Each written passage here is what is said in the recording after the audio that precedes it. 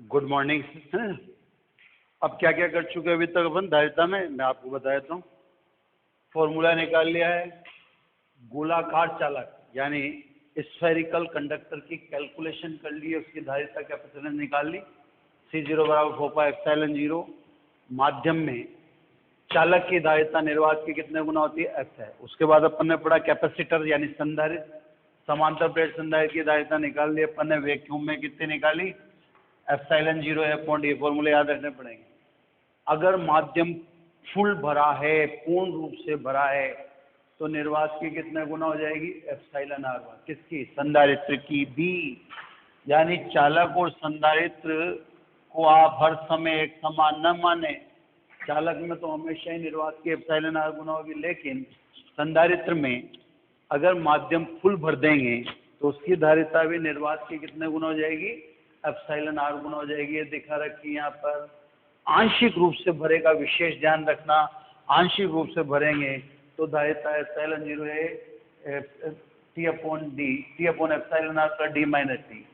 ये माध्यम में विद्युत क्षेत्र दिखा दिया, याद रखना जरूरत पड़ेगी। ये विभवांतर दिखा दिया यानी पोटेंशियल डिफरेंस भी दिखा दिया। मीडियम, के का मतलब मीडियम है ना, और इलेक्ट्रिक फील्ड। अब सब दो केस अपन कर चुके थे, पूर्ण रूप से भरे वाला और आंशिक रूप से। अब तीसरा केस केवल इसलिए बता रहा हूं कि आपको धारिता की कैलकुलेशन करना है ना। तो तीसरा केस में अब अपन विभिन्न मोटाई के भिन्न भिन्न पदार्थ प्लेटों के बीच में भर देते हैं। यहाँ पे चित्र का कोई महत्व नहीं है साहब, है ना। तो ये साहब भिन्न भिन्न मोटाई के मैंने खूब सारे पदार्थ भर दिए, ये खूब सारे पदार्थ भर दिए और फिर भी जगह रह गई। तो साहब अब मैं K1 K2 लिख दूं, ये K1 ये K2 और ये Kn, इसकी मोटाई T1, इसकी मोटाई T2 और इसकी मोटाई Tn। अब फिर भी बाय द वे जगह रह जाएगी, तो जगह कितनी बचेगी, D में से ये घटा दो, T1 प्लस T2 और Tn, ये जोड़ दो सारा। इन सबको जोड़ के किसमें से घटा दो, D में से घटा दो, क्योंकि प्लेटों के बीच की टोटल डिस्टेंस अपने कितनी मान रखी है अपन ने, D। तो इस भाग में क्या बच जाएगा, वायु ऑब्लिक निर्वात। तो साहब आपको हर समय कैलकुलेशन करना आ जावे, इससे ये एक एग्जांपल बैठे ठाले फालतू में ले रहे हैं, इसका कोई पर्पज नहीं है, इससे कोई मतलब भी नहीं है साहब, सीधी सी बात है ना। तो साहब भिन्न भिन्न मोटाई के भिन्न भिन्न पर, अब εr1 εr2 ऐसे लिख दो आप चाहो तो, या K1 K2 K3 ऐसे लिख दो, वो जैसा, वो εr की जगह है। लेकिन जगह बची, कितनी जगह बची, इन सबको जोड़ के किसमें से घटा दिया मैंने, D में से। तो इतनी जगह बची, इस जगह में कौन है, वायु ऑब्लिक निर्वात। तो E0 अभी भी रहेगा। अब इसमें EK1, इसमें EK2, इसमें EK3, EKn है ना। तो साहब ये वो का वही तरीका है, वही भिन्न भिन्न मीडियम में कहाँ से चालू होंगे। अगर धारिता निकालनी और विभवांतर निकालना डायरेक्ट नहीं सिखाया आपको, प्लेटों का नहीं सिखाया, तो कहाँ से चलेंगे, विद्युत क्षेत्र से चलेंगे सीधा सा, वही तरीका जो हमेशा से होता है ना। और जहाँ विभवांतर डायरेक्ट निकालना आता होगा, वहाँ विद्युत क्षेत्र निकालने की जरूरत ही नहीं, वहाँ विभवांतर डायरेक्ट आता है तो V निकालो और C निकाल लो। बस C के लिए हमें V चाहिए।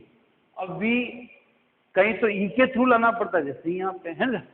तो साहब अब भिन्न भिन्न पदार्थ रखें, प्लेटों के समांतर क्यों रखते हैं वो आपको पता है। इसे प्लेटों के समांतर इसलिए रखते हैं कि प्रत्येक पदार्थ का क्षेत्रफल प्लेटों के क्षेत्रफल के बराबर है ना, इसलिए पदार्थ को प्लेटों के समांतर रखा जाता है। तो सभी पदार्थों का क्षेत्रफल प्लेटों के क्षेत्रफल के बराबर, मोटाई अलग अलग है। अब सब भिन्न भिन्न माध्यम में विद्युत क्षेत्र, वही सेम मेथड, EK1 तो सिग्मा अपॉन एप्सिलॉन, माध्यम है ना तो जीरो नहीं लिख सकते। सिग्मा का मतलब वही Q अपॉन है, क्योंकि क्षेत्रफल तो सबका एक ही है, और इसका मान K1 एप्सिलॉन 0। अब पहले तो क्या लिखते थे अपन, εr, तो εr की जगह मैंने K। इसी प्रकार EK2, अब EK2 डायरेक्ट इससे लिख दो, Q upon K2 epsilon 0a। और इसी प्रकार EKn, वो का वही तरीका, Kn एप्सिलॉन 0a।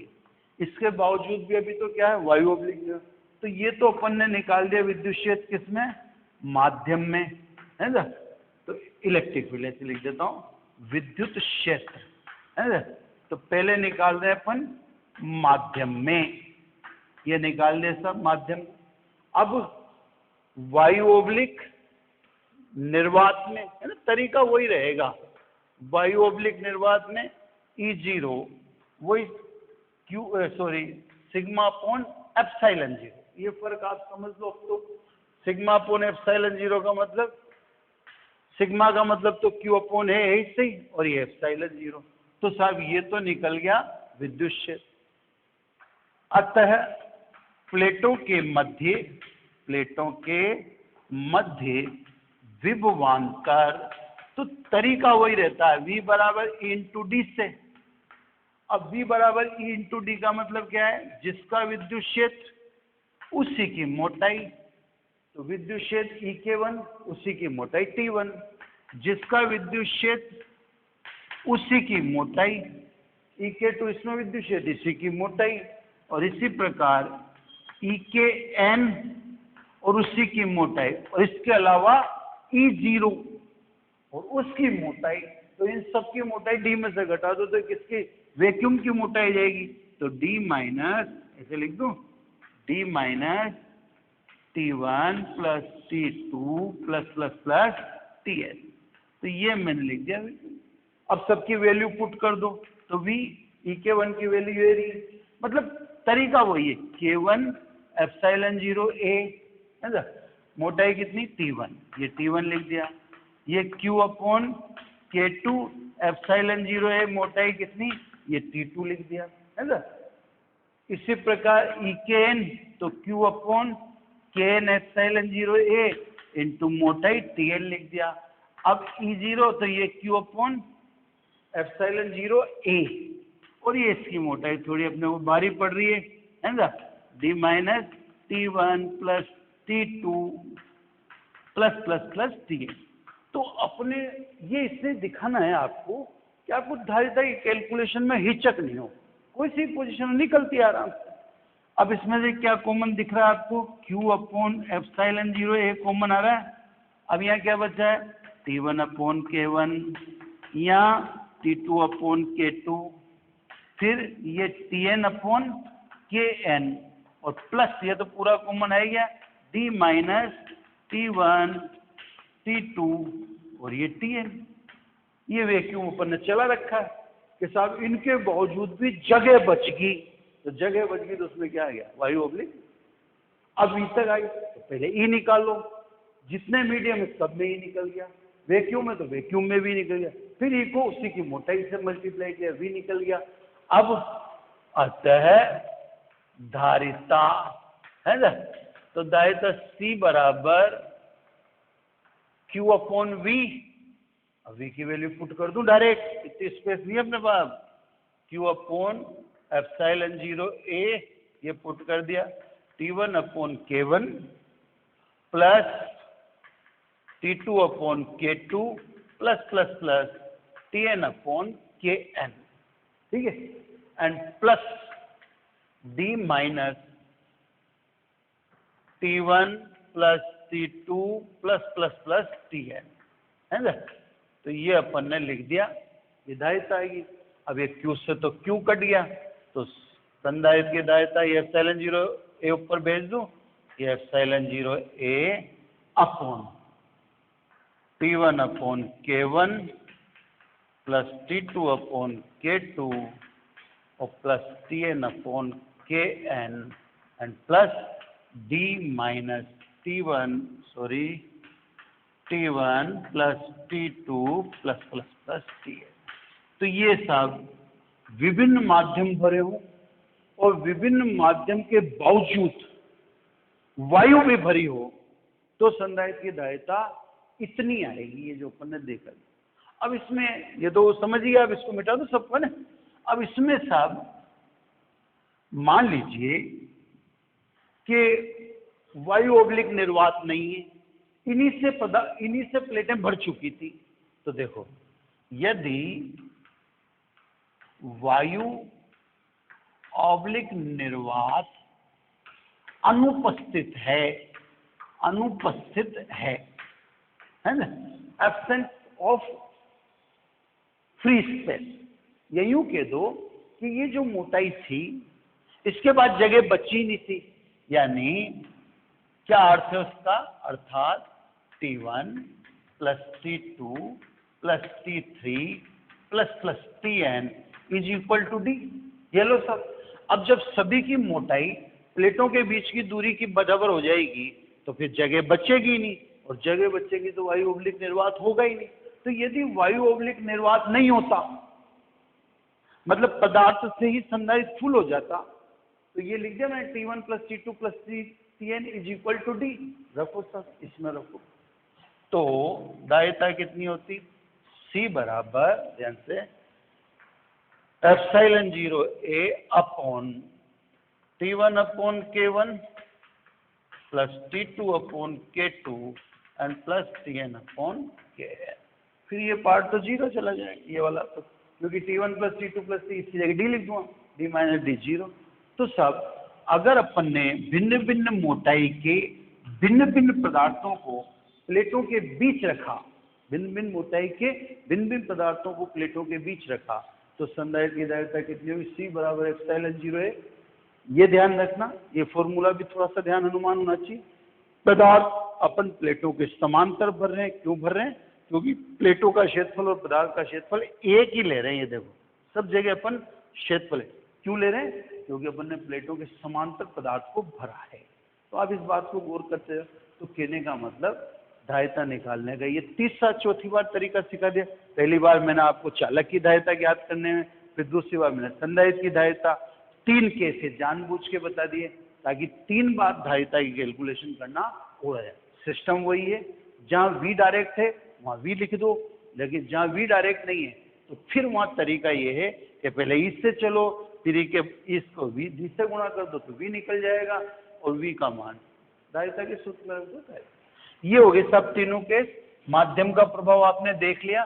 तो संधारित्र की धारिता पर माध्यम का प्रभाव चालक की धारिता पर माध्यम के प्रभाव से कहीं ना कहीं अंतर रखता है। आंशिक रूप से भरने पर धारिता अलग आती है, पूर्ण रूप से भरने पर धारिता अलग आती है, भिन्न भिन्न पदार्थ भरने पर धारिता अलग आती है। तो कहने का मतलब ये अपन ने देखा। अब सब अपने सिलेबस में एक संधारित्र और है जिसे गोलीय संधारित्र कहते हैं या गोलाकार संधारित्र कहते हैं, इंग्लिश में स्फेरिकल कंडक्टर। तो सब पहले भी स्फेरिकल करेंगे, सिलेंड्रिकल नहीं है, और देख लेंगे अगर आपकी जैसे इच्छा है। कुल मिला के जिससे बनावट वगैरह में थोड़ी कोई दम है, बनावट वगैरह में नहीं, कुल मिला के इनकी क्या किसकी कैलकुलेशन करने में दम दायता।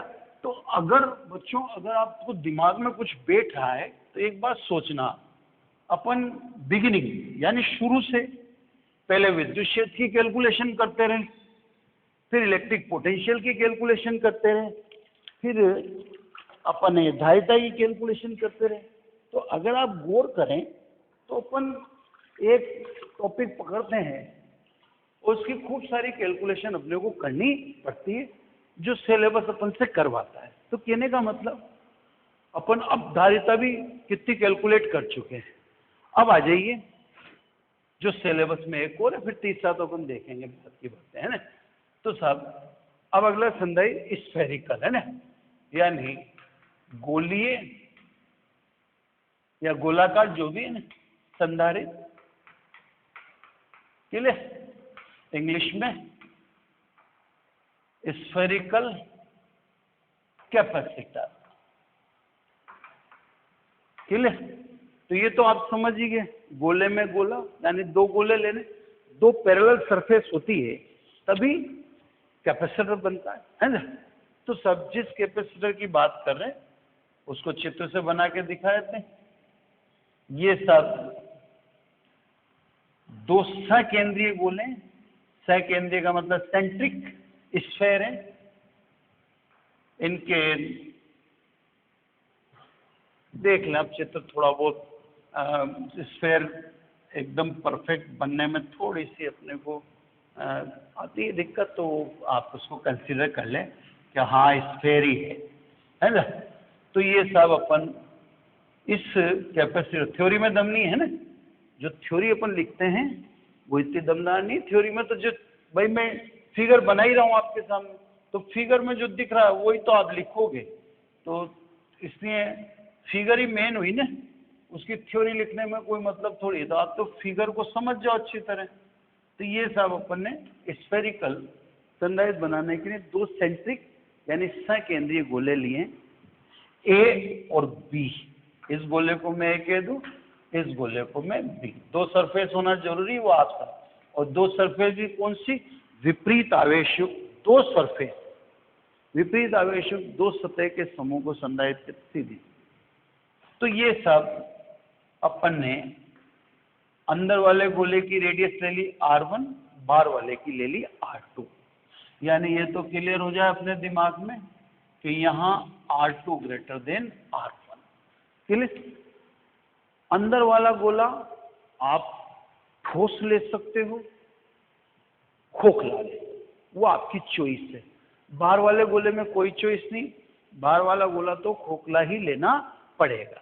लेकिन अंदर वाले गोले में आपकी चॉइस है कि अंदर वाला गोला खोखला भी लिया जा सकता है, ठोस भी लिया जा सकता है। क्लियर? गोलों के बीच में वायु ओब्लिक निर्वात रख सकते हैं, फैसिलिटी है, और माध्यम भी बढ़ सकता है। ये जरूर ध्यान रखना कि अब आंशिक रूप से नहीं, अब अगर माध्यम भरो तो फुल भरना। तो ये सब माध्यम अब भरो आप तो फुल भरना, क्योंकि फुल भरने पर जो धारिता होती है, इलेक्ट्रिक कैपेसिटेंस होती है, वो वैक्यूम की कितने गुना हो जाती है, एप्सिलॉन आर गुना। ये प्रूव कर चुके हैं। तो आंशिक रूप से नहीं भरते, ध्यान रखिएगा, है ना।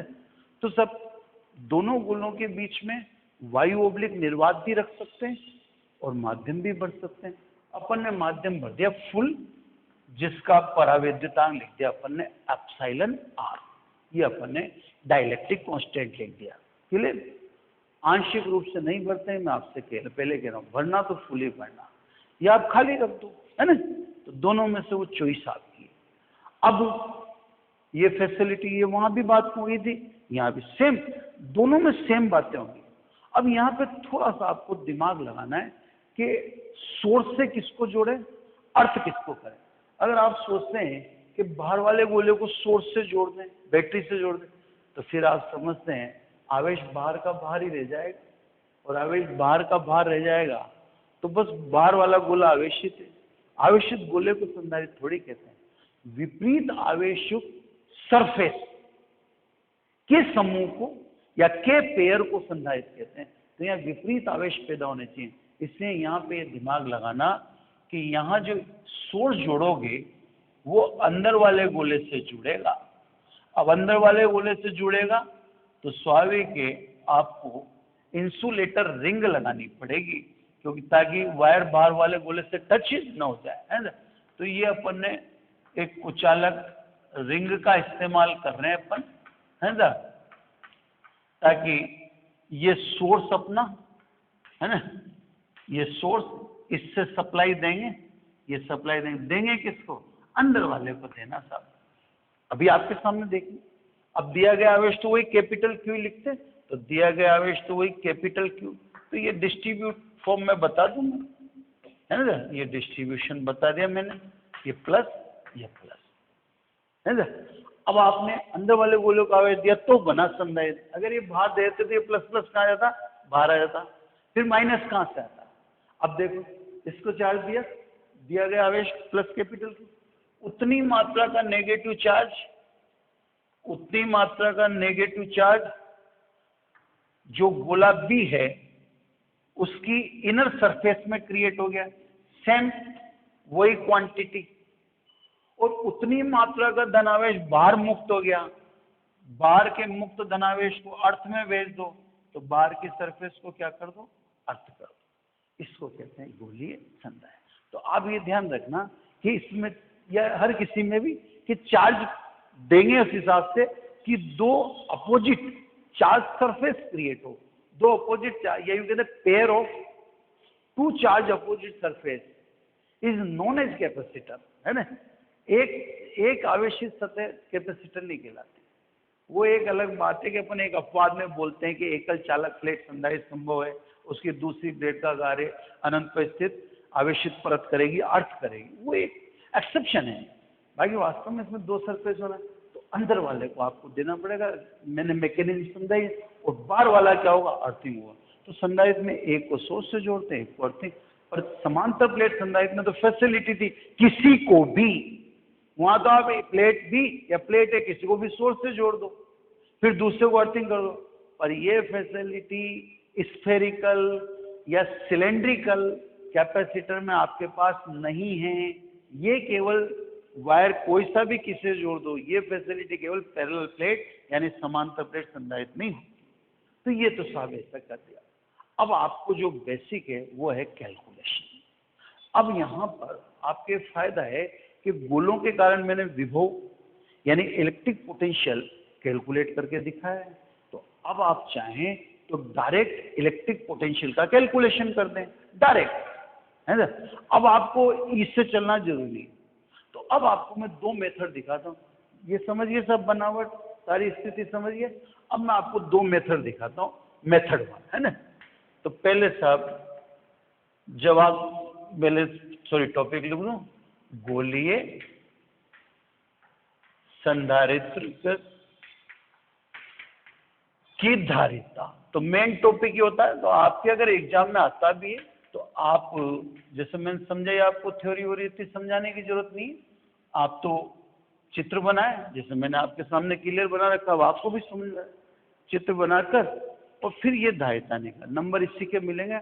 और ये बनावट लिखने के कोई नंबर नहीं मिलेंगे, जैसे अपन ने समझा, है ना।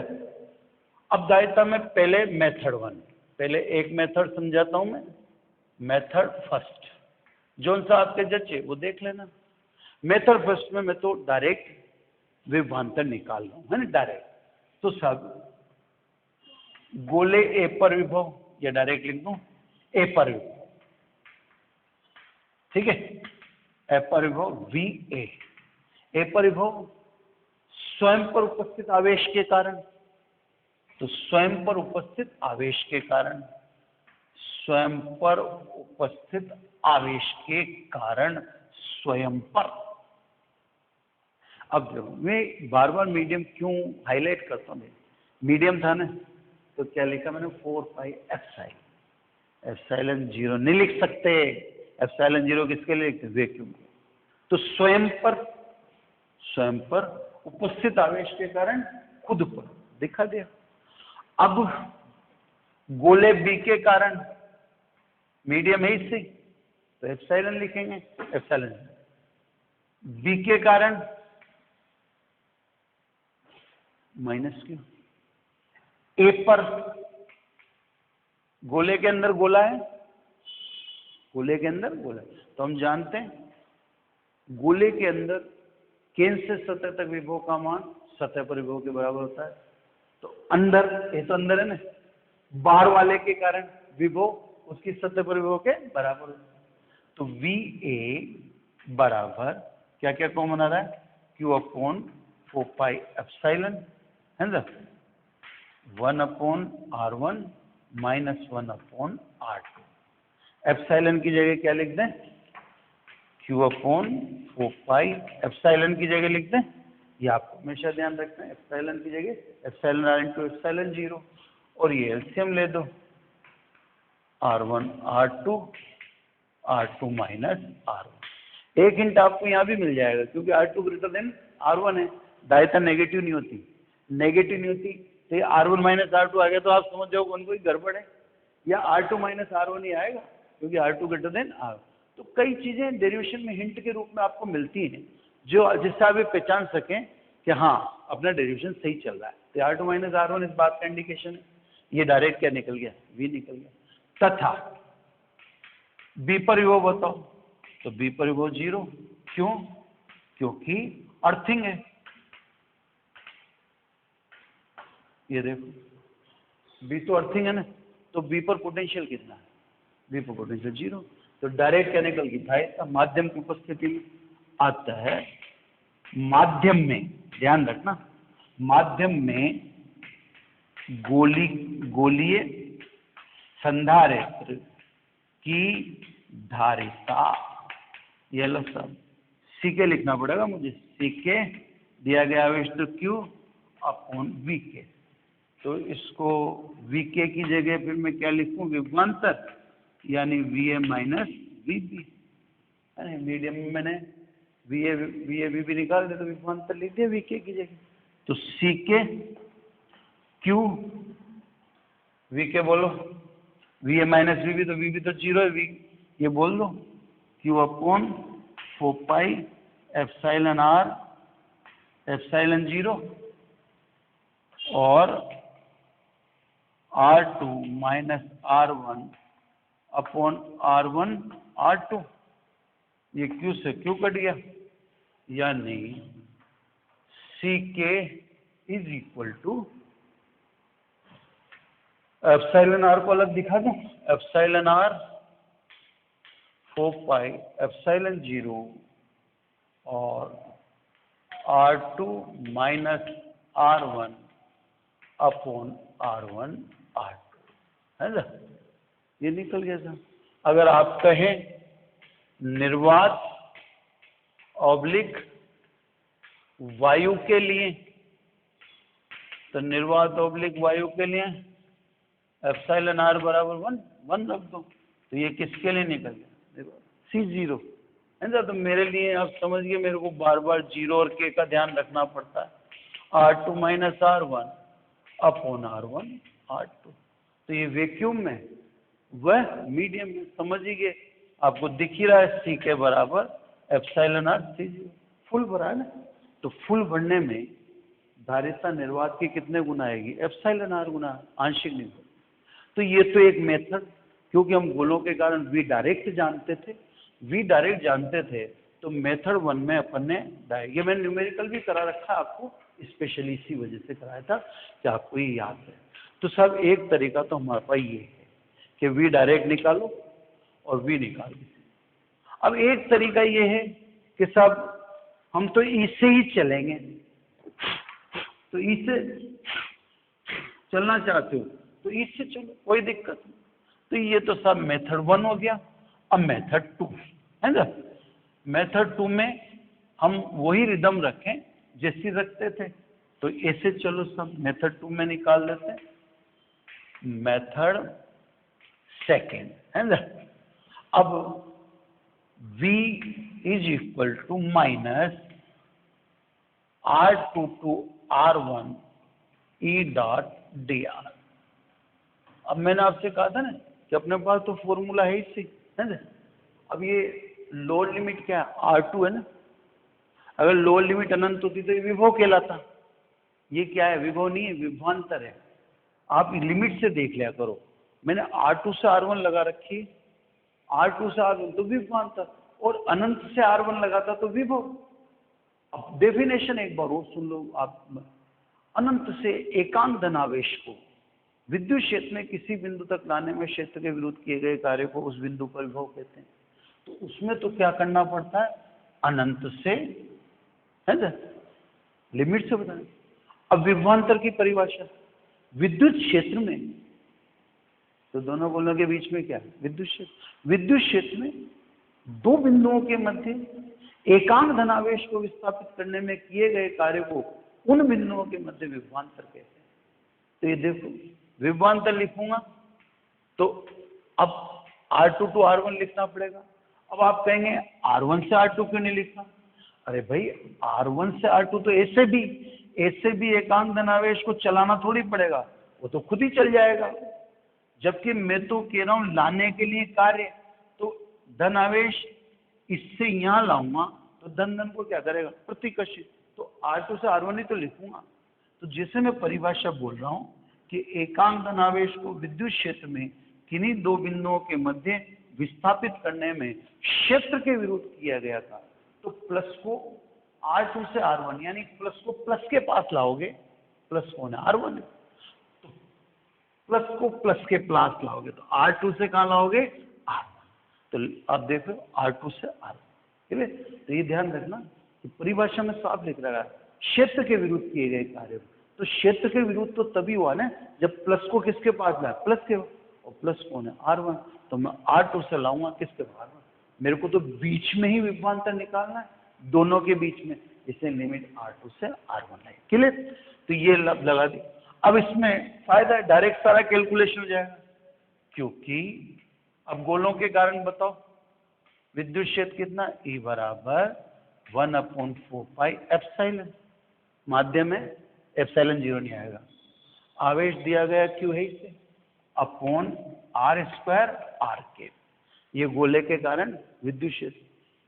यहां ध्यान रखना साहब, यहां small r greater than r1 और लेस देन r2, यानी मैं जो बिंदु r ले रहा हूं या बिंदु की जो दूरी ले रहा हूं ये दोनों गोलों के बीच में है, क्योंकि मेरे को विभवांतर दोनों गोलों के बीच में ही पता करना है। तो मैंने देखो स्मॉल r r1 से तो बड़ा है, यानी जो मैं बिंदु है इस r1 के अंदर नहीं, और r2 छोटा है, यानी बिंदु इसके बाहर भी नहीं है इसके अंदर भी नहीं है, तो बिंदु कहाँ पे लिया, बीच में लिया। इससे स्मॉल r r1 से बड़ा है और r2 से छोटा है, मतलब बिंदु दोनों गोलों के बीच में है। क्लियर? तो सब ये है। अब रखो मान, इसलिए विभवांतर V = माइनस r2 से r1, वैल्यू रखो E की, ये रख दी 1/4 पाई एप्सिलॉन, अभी एप्सिलॉन की जगह मान रख देंगे Q upon r² r dot dr, इन दोनों का डॉट प्रोडक्ट dr होता ही, वो बताइए।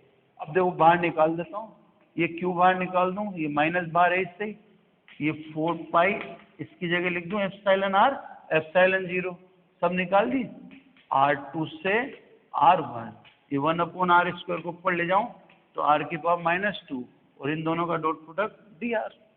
ये लो सब, V = -Q 4 pi epsilon r epsilon 0, integration कर दो, ये -2 + 1 xn + 1 upon n + 1, -2 + 1 r2 to r1, ये माइनस माइनस क्या कर देगा, इसको प्लस कर देगा। तो VK ये सब मीडियम में है तो चलने दो, तो ये माइनस माइनस क्या कर दो, प्लस। तो V = Q upon 4 pi epsilon r epsilon 0, अब क्या बचा अंदर 1/r, 1/r में पहले उच्च सीमा तो अपर लिमिट रखूंगा तो, और 1/, फिर निम्न सीमा लोअर लिमिट रखूंगा r2, यानी V = Q upon 4 pi epsilon r epsilon 0 r1 r2, तो L से r2 - r, यहाँ पता पड़ जाता है कि अपन सही जा रहे हैं या गलत, यहाँ सही पता पड़ गया कि r2 - r1 आ रहा है, इसका मतलब सही चल रहा है। अतः संधारित्र की धारिता है ना, तो संधारित्र की धारिता निकाल दो, C बराबर Q अपॉन V, अब K में निकाल दो, ये K ही माध्यम में लिखा है ना, तो Q V की वैल्यू पुट करो, तो Q upon 4 pi epsilon r epsilon 0 r2 - r1 upon r1 r2, Q से Q कैंसिल हो गया, यानी मीडियम में ये देख लो एप्सिलॉन r को अलग कर दूं तो 4 pi epsilon 0 r2 - r1 upon r1 r2, ये आ गया सब, हो जाएगा। और अगर आप कहते हैं वैक्यूम में, तो वैक्यूम के लिए फिर वो एप्सिलॉन r का मान 1 रख दोगे, तो वैक्यूम में आ गया सब 4 pi epsilon 0 r1 r2 upon r2 - r, sorry उल्टा, 4 पाई एप्सिलॉन 0 है ना, ये उल्टा यही गलत आ गया साहब, वो तो सही लिख दिया था मैंने, ये r1 r2 ऊपर चला गया है ना, और नीचे रह गया r2 - r, वहाँ सही लिख रहे थे अपन वास्तव में r1 r2 upon r2 - r, ये वैक्यूम में हो गया है ना। तो आपके पास ये दूसरा मेथड है, ये दो मेथड आ गया। इसमें एक छोटा सा, ये सब धारिता कैलकुलेशन होगी, चित्र बन गया तरह, इसमें एक छोटा सा एक न्यूमेरिकल है, प्यारा सा है ना, छोटा सा न्यूमेरिकल थोड़ा टेक्निकल है। अपन जनरली कोई फॉर्मूला लेते हैं काम में तो वैक्यूम वाले फॉर्मूले काम में लेते हैं, ये आप विशेष रूप से ध्यान रखिएगा है ना। तो अपन का ध्यान वैक्यूम वाले फॉर्मूले, अब छोटा सा न्यूमेरिकल है, उसमें ध्यान देना। ये कह रहे गोलीय संधारित्र में, गोलीय संधारित्र में गोलों की त्रिज्या स्मॉल n अपॉन n-1 है। गोलीय संधारित्र में गोलों की त्रिज्या n अपॉन n-1 है। तो सिद्ध करो कि गोलीय संधारित्र की धारिता अंदर वाले गोलीय चालक की धारिता की n गुना होगी। अब अंदर वाला तो गोलीय चालक है, तो अंदर वाले गोलीय चालक की धारिता देखें तो गोलाकार अगट चालक है ना। अब अंदर वाले को तो गोलाकार चालक बोले तो उसकी धारिता तो कितनी होगी, 4πε0 r1। अंदर वाला गोला। तो संधारित्र एक अलग चीज है, चालक एक अलग चीज है। आप इस चीज को बिल्कुल लेट रखो, ये न्यूमेरिकल केवल यही मिल जा रहा है आपको, इसलिए मैंने वो चीज पहले ली। ये कह रहा है कि गोलीय संधारित्र में गोलों की त्रिज्याओं का अनुपात n अपॉन n-1 है, ठीक है। तो सिद्ध करो कि गोलीय संधारित्र की धारिता, ये संधारित्र अंदर वाले गोलीय चालक की धारिता कितने गुना होगी, n गुना होगी। देखते हैं सर। तो पहले तो यहाँ उलझ जाता है, ये कहता है गोलीय संधारित्र में गोलों की त्रिज्याओं का अनुपात तो ज्यादा ऊपर है और कम नीचे है, तो कहते हैं R2 ज्यादा है, तो ये रेशियो क्या दे रहा है, ये R2 अपॉन R1। तो पहले तो इसने जो दिया है उसको समझो। इसने कहा गोलीय संधारित्र में गोलों की त्रिज्याओं का अनुपात n अपॉन n-, तो n ग्रेटर देन n-1 और दे R2 ग्रेटर देन R1, तो ये रेशियो R2 अपॉन R1 है। अब ये कह रहा, अब कुछ नहीं करना आप, अब ये कह रहा है सिद्ध करो कि गोलीय संधारित्र की धारिता यानी स्फेरिकल कैपेसिटर की कैपेसिटेंस अंदर वाले स्फेरिकल कंडक्टर की कैपेसिटेंस से n टाइम्स होगी। तो सिद्ध कर दो, ठीक है। अतः 4πε0 R1 R2 upon R2 minus R1, put in 1 या 1 से 1 से देखो, R2 की जगह क्या लिख दूं मैं, n upon n-1 into R1 रखो। इसलिए C is equal to 4πε0 R1 R2 की वैल्यू क्या रखें, n upon n-1 into R1 upon R2 की value n upon n-1 into R1 minus R1, ठीक है। तो सर एक R1 तो कॉमन आ रहा है, ये एक R1 मैं ले लेता हूँ यहाँ पे, तो ये लिख दिया मैंने 4πε0 और इसको भी मैं ऐसे रख रहा हूँ n upon n-1 into R1 square upon, यहाँ बाहर ये R1 कॉमन आ गया और ये n-1 एलसीएम ले लिया मैंने, तो क्या आ गया n minus n minus minus plus. अब देखो एक R1 से एक R1 कट गया, n-1 से n-1 कट गया, तो C ये किसकी धारिता थी, गोलीय संधारित्र। ये गोलीय संधारित्र की निकाल दें अपन, कितनी 4πε0, ऊपर क्या बचा n और R1 और अपॉन में क्या बचा, n से n कट गया यानी 1 बचा। यानी अगर देखें तो n इंटू 4πε0 R1, 4πε0 R1 किसकी कैपेसिटेंस है, अंदर वाले गोले की। तो साहब ये अंदर वाले गोले की, अतः C गोलीय संधारित्र is equal to n C गोलाकार चालक। तो साहब ये थोड़ा सा उलझाने वाला जानबूझकर है ना। तो ये कह रहा था कि यदि गोलों की त्रिज्याओं का अनुपात तो n ग्रेटर देन, तो पहला तो डिसीजन था ये R2 अपॉन R1 है, R1 अपॉन R2 नहीं है, पहला तो वो देखना था। तो सब गोलों की त्रिज्याओं का अनुपात n अपॉन n-1 है, तो सिद्ध करो कि गोलीय संधारित्र की धारिता अंदर वाले गोलीय चालक की धारिता की कितने गुना होगी, सत्य है। Hence two. Thank you very much.